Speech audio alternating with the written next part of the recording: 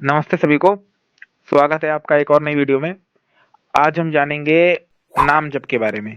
जैसा कि आपने वीडियो का टाइटल देख लिया है, नाम जप क्या होता है, इसके बारे में आज हम जानकारी लेंगे। और हम क्या जानकारी लेंगे?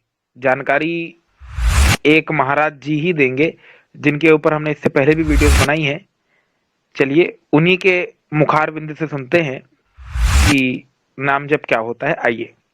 सिर्फ नाम जपना क्या सफिशिएंट है? आप नाम जप के देखिए, अगर साधना के हर साधना के लक्षण ना आ जाए तो हमें बता देना। तो फिर पहले के ऋषि मुनि साधना क्यों करते थे? अलग अलग मार्ग हैं, जिसको जो मार्ग प्रिय उस मार्ग में चले।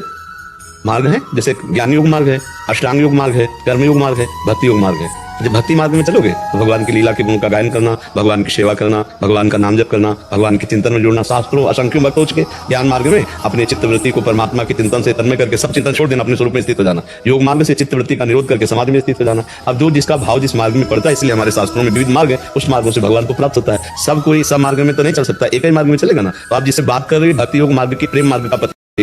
तो देखा आपने महाराज जी ने क्या बोला। इन्होंने बोला कि अलग अलग मार्ग हैं, जो जिस मार्ग से चाहे उसमें चले, कोई समस्या नहीं है। मस्त जोक मारा रे, ये हंस रहे हलकट हंस। तो फिर उस लड़की ने पलट कर ये प्रश्न पूछा उस लड़की ने कि फिर ये बताइए कि नाम जप में और योग मार्ग में दोनों में अंतर क्या है। तो सबसे पहले तो जरा इसकी समीक्षा करते हैं कि क्या सारे मार्ग अलग अलग हैं। जैसा कि आपको पता है कि पहले भी हमने इन पर वीडियो बनाई थी, जिसमें ये बताया था कि बता रहे थे कि अल्लाह ही गोविंद है। नमाज पढ़ रहे थे मार्ग में ही, उनकी नियम निष्ठा को हम प्रणाम करते हैं कि जिस समय उनका समय होता है भगवत वंदना करने का, वो कहीं भी हो, यात्रा में हो, मार्ग में कहीं भी हो, उसी समय वो प्रभु की वंदना करने लगता है। वो वंदनीय है, चाहे जो नाम रूप हो हमारे ही गोविंद के हैं। ढेर सारे मार्ग हैं उस परमात्मा को पाने के, ढेर सारे ग्रंथ भी हैं उस ईश्वर के। ठीक है, यानी ईश्वर के एक ही ग्रंथ सब कुछ वही बताते हैं। सारे ग्रंथ मानवता सिखाते हैं। जो बात वेद में लिखी है वही अन्य मतांतरों के ग्रंथों में लिखी है। महाराज जी का यही आशय था कि सारे ग्रंथ जो है वो मानवता सिखाते हैं। इस बारे में हमने वीडियो डाल रखी है, आप डिस्क्रिप्शन में जाके देख सकते हैं। जिससे हम रामकृष्ण हरि बोलते हैं उसे आप ऐसा बोलते हैं। भाई साहब कुछ ज्यादा नहीं हो गया ये? मतलब कुछ भी। देखिए, ऐसी बात है कि क्या ईश्वर को पाने के अनेक मार्ग हैं? दरअसल ऐसी बात नहीं है। ईश्वर को पाने के वो ब्रह्म है। ब्रह्म को पाने का जो रास्ता है अत्यंत दुर्लभ है और कठिन है। इसी बात को वेद कहता है। वेद में एक प्रसिद्ध मंत्र आता है जो क्या कहता है, तो आइए वो हम आपको बताते हैं। वेद का प्रसिद्ध मंत्र है, वेदाहमेतं पुरुषं महांतम आदित्य वर्णम तमसः परस्तात्। फिर आगे क्या बोला? आगे बोला, त्वमेव विदित्वाति मृत्युमेति नान्यः पंथा विद्यते आयनाय। यानी वेदाहमेतं पुरुषं महांतम आदित्य वर्णम तमसः परस्तात्, यानी उस ब्रह्म को पाने का एक ही मार्ग है। देखिए अंत में क्या बोल दिया, नान्यः पंथा, नान्या पंथा, अनेक पंथ नहीं है, एक ही पंथ है उस ईश्वर को पाने का। वो कैसा ईश्वर है? जो वेदाहमेतं पुरुषं महांतम है, जो आदित्य वर्ण है, जिसका आसरा पाकर सारे तमस और अंधकार दूर हो जाते हैं, अर्थात अविद्या से निवृत्त हो जाते हैं। उसी ब्रह्म को पाने से मोक्ष संभव है और ज्ञान संभव है। अतः जो ब्रह्म एक है, उसका स्वरूप एक है, उसके मार्ग अलग अलग कैसे हो सकते हैं जो अत्यंत दुर्लभ है। इस बात को हमने उस वीडियो में अच्छे से समझाया था। रही बात भक्ति मार्ग की कि भक्ति क्या होती है, तो इसके बारे में जब आप जानेंगे तो भक्ति का ये अर्थ नहीं होता कि आप नाम जपते जाएं। और जो इन्होंने बात की कर्म की, तो इसको थोड़ा समझते हैं कि अष्टांग योग और भक्ति मार्ग क्या ये दोनों अलग अलग हैं? क्या हजार मार्ग होते हैं? ये तो हमने स्पष्ट कर दिया। अब भक्ति क्या होती है इसको समझते हैं। उससे पहले हमको स्तुति जाननी पड़ेगी ईश्वर की। तो आइए जरा स्तुति के बारे में जानते हैं।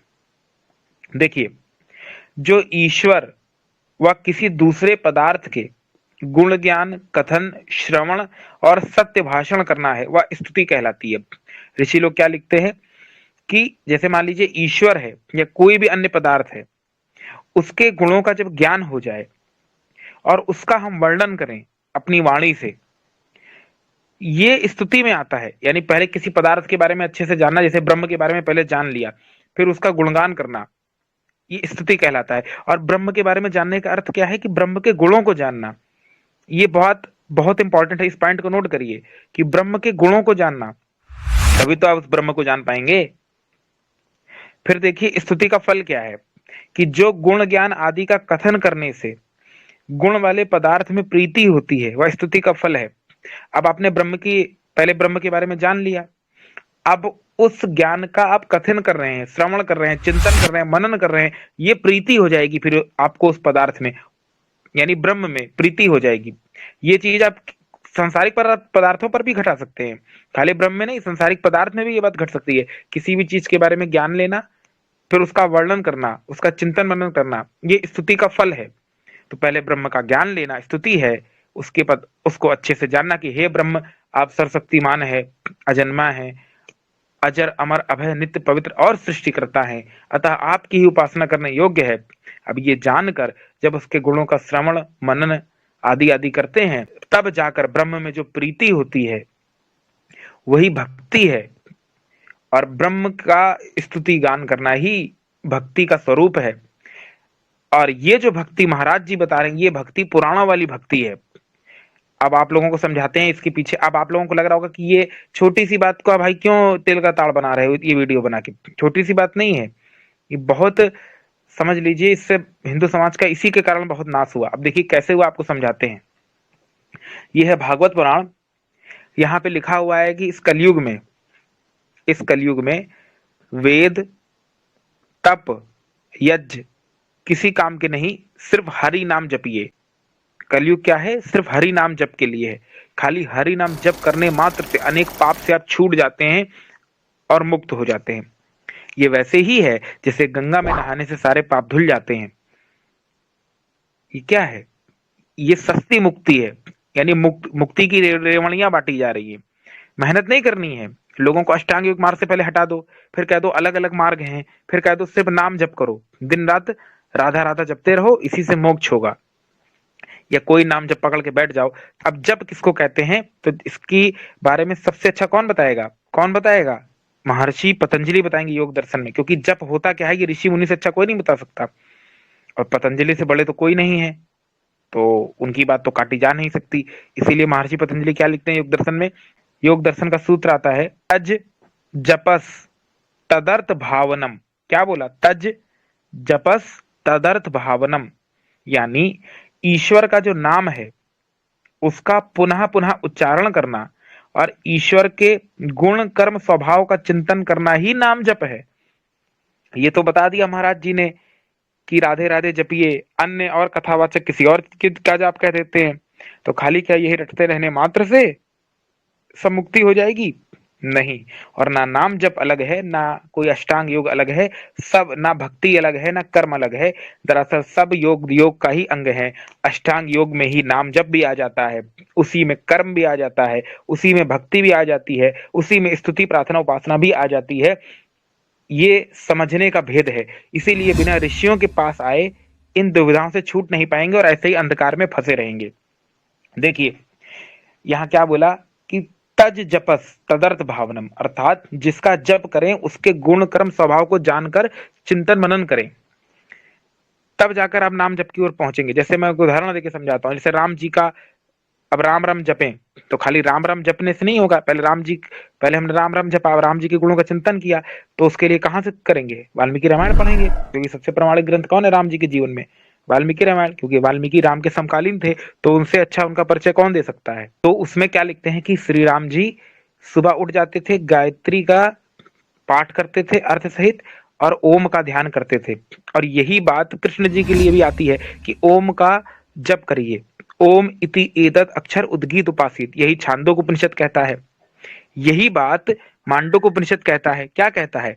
सर्वे वेदा यत् पदा आमनन्ति तापांसि सर्वाणि चा यद वदन्ति यदि छंतो ब्रह्मचर्यं चरन्ति तदेपदं संग्रहेण ब्रवी ओम इति एतत्, यानी ब्रह्मचारी जन तप विद्या द्वारा जिस परम पद का कथन करते हैं और जिसका ज्ञान करके ही मुक्ति भाव को प्राप्त होते हैं, वो परम पद कौन है? वो ओम है, क्योंकि उस ओम में ही परमात्मा के सारे लक्षण घटते हैं। और वेद आदि सत्य शास्त्र उपनिषद दर्शन आदि में ईश्वर का मुख्य और निज नाम ओम को ही बताया गया है। और उसी ओम का ध्यान रामकृष्ण आदि महान पुरुष भी करते थे। अतः हमें उनको फॉलो करना चाहिए, उनका पालन करना चाहिए, ना कि बाबा जी का पालन करना चाहिए। हो सकता है भक्त लोगों को ये बात ना अच्छी लगे, लेकिन उस राम जी ने कभी आंख मारी?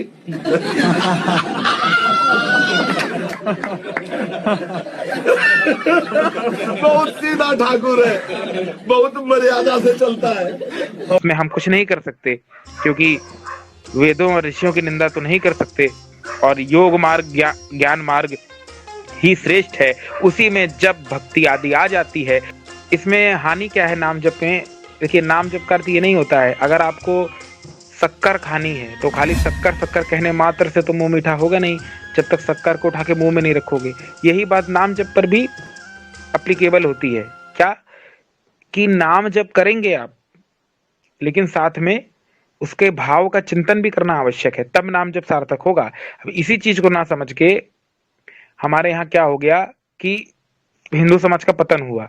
नाम जप में पहले बता दिया गया राम राम का जप करो, 108 बार नाम का जप करो, या कंठी माला तिलक ले लो, राम राम का जप करो, कंठी जपो। ये नाम जप नहीं है। योग दर्शन में जो नाम जप की परिभाषा बताई थी, अगर उसी को जान लेते तो ये पतन नहीं होता हिंदू समाज का। राम जी के साथ साईं का जोड़ दिया गया। अब क्या था कि जब साईं को राम के साथ जोड़ दिया तो लोग ओम साई राम जपने लगे। अब धीरे धीरे साईं बाबा का भी प्रचलन बढ़ गया। लेकिन साईं बाबा कौन थे तो वो आप जानते हैं कौन थे। उनके जीवन चरित्र पढ़िए। वो अल्लाह मालिक आदि करते थे और मांसाहार आदि भी करते थे। साईं वो एक मुस्लिम फकीर थे, उनको ईश्वर का अवतार बना के हिंदू समाज में परोस दिया गया। पतन हुआ हिंदू समाज का। क्यों? क्योंकि हमने चित्र पूजा, चरित्र नहीं पूजा। अगर नाम जप का सही अर्थ वही जानते जो योग दर्शन में बोला था कि उसके गुण कर्म स्वभाव का चिंतन करना है नाम के साथ, तो ऐसे लक्षण नहीं होते। इसीलिए ये चीज बतानी चाहिए कि नाम जप का अर्थ ये नहीं है कि बस राधे राधे करते रहना, गुण कर्म स्वभाव का भी चिंतन करना। और राम राम का और कृष्ण कृष्ण का जो आप और कहीं कहीं ये भी बोल देते हैं कि राधा राधा जपते थे कृष्ण जी महाराज जी, ये भी गलत बात है। वो ओम का जप कह रहे हैं गीता में और आप बता रहे हैं वो राधा जपते थे। ये तो अपमान है भगवान श्री कृष्ण का, ऋषियों का, वेदों का। क्योंकि जब सारे लक्षण ओम के घट रहे हैं, 11 उपनिषद उठा के पढ़ लीजिए, आदि गुरु शंकराचार्य को ही मान लीजिए, उन्होंने भी ओम को ही जाप को ही सर्वोपरि बताया, ओम जाप को, और उसके चिंतन मनन के ब्रह्म का वो है नाम जप। ना कि आप ओम से इतर जितनी चीजों का नाम जप करा रहे हैं, ठीक नहीं, क्योंकि उसी ओम में ही सब समाया है। इसलिए यहाँ बात ये नहीं है कि ओम जपिए कि कोई और नाम जपिए, इसकी बात ही नहीं है, चर्चा ही नहीं है। यहाँ बात इस चीज की है कि गुण कर्म स्वभाव की बात है। जैसे हमने राम जी का उदाहरण देके समझाया ना, उसी तरह समझ लीजिए, ठीक। ये तो हो गई नाम जप की बात। अब इस चीज को समझना चाहिए कि स्तुति प्रार्थना उपासना क्या है, नाम जप आदि आदि क्या है। इसलिए साईं बाबा का जो भटकाव हिंदू समाज में ना हो, इसलिए याद रखिए कि नाम जप का अर्थ खाली शक्कर शक्कर रटना नहीं है, उस शक्कर को मुंह में भी धारण करना है ताकि हमारे जिह्वा पर मिठास आ सके। उसी प्रकार जब ब्रह्म का नाम के साथ उसके गुण का चिंतन करेंगे, तब जाकर स्तुति प्रार्थना और उसका फल सार्थक होगा, ना कि सिर्फ रटने रहने मात्र से मोक्ष हो जाएगा। और ये दोनों मार्ग अलग अलग नहीं है, एक ही मार्ग है। उसी योग में ही नाम जप आ जाता है, उसके भाव का चिंतन करेंगे, वो अष्टांग योग का भाग बन जाएगा। बस इतनी सी बात है। इसीलिए कथावाचक समाज में भ्रांति फैलाते हैं, अपना अलग मत चलाते हैं कि योग मार्ग अलग है, भक्ति मार्ग अलग है, चाहे जिस तरीके से उस ब्रह्म को पाइए। फिर ये बोल देते हैं कि अल्लाह ही गोविंद है, गोविंद ही अल्लाह है। फिर कल को कह देंगे कि अल्लाह का नाम जपिए तो गोविंद को पा जाएंगे, गोविंद का नाम जपिए तो अल्लाह को पा जाएंगे। हिंदू चल पड़ेगा मजारों को पूजने। हमेशा चीख चीख तौहीन जो पावन वेदों की, सिर उनका वेदों के आगे झुकवा दिया ऋषि दयानंद ने। वेदों का डंका आलम